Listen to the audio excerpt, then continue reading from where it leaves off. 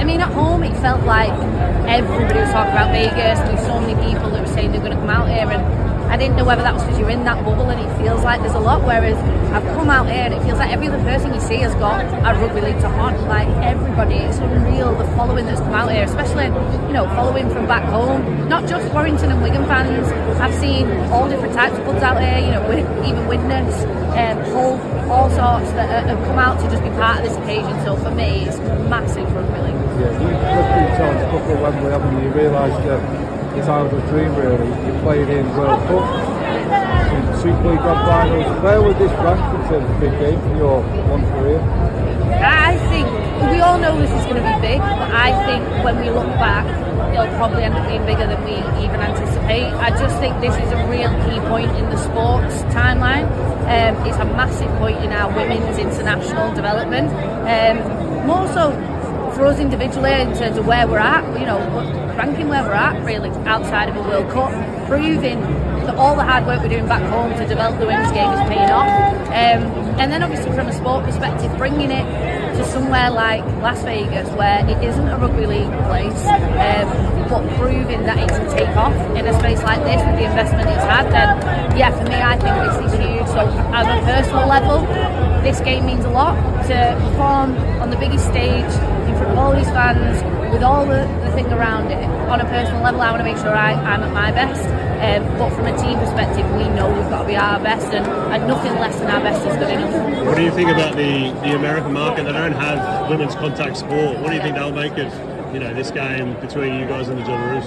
I think it'll really impress them. Look, it's basically American football but without all the pads and actually without all the stoppages. So it's intense, it's ferocious, it's aggressive, it's everything that American sports fans love, compact I think in the perfect package. We just need to show them that package, and it seems like they're really buying into it. You know, everything that's going on here, they're really buying into what rugby league's about and what this event's about. So off the back of it, then yeah, brilliant. And how quickly you could access really great talent in America and develop a strong American international women's side. I think that could happen in a really short space of time if they bought into what we're doing, and you know, the investment, the commercial, the marketing that Americans bring as well to this sort of thing is, you know, it's next level, isn't it? So for me, this is a real opportunity to show what we can do. You've got Georgia and Holly down there. Have they been able to share any maybe tips of you know, certain players that you're going to come up against? Any insider info? Yeah, obviously they've got a closer insight into the girls we're going to play. They play against them and with them week in, week out, and that's good, because actually one of the things that I was really keen on when the three girls went out after the last World Cup and went to play in the RLW, I was desperate for them as people to succeed because, you know, they're my friends and I want them to do really well.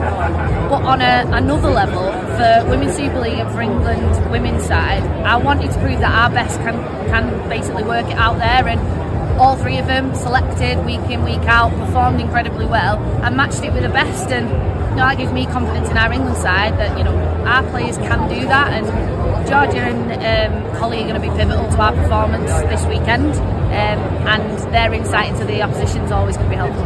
That seems to be a big thing, that fear factor. They're just women like you are, got two legs, two arms, and yeah, they could be beaten.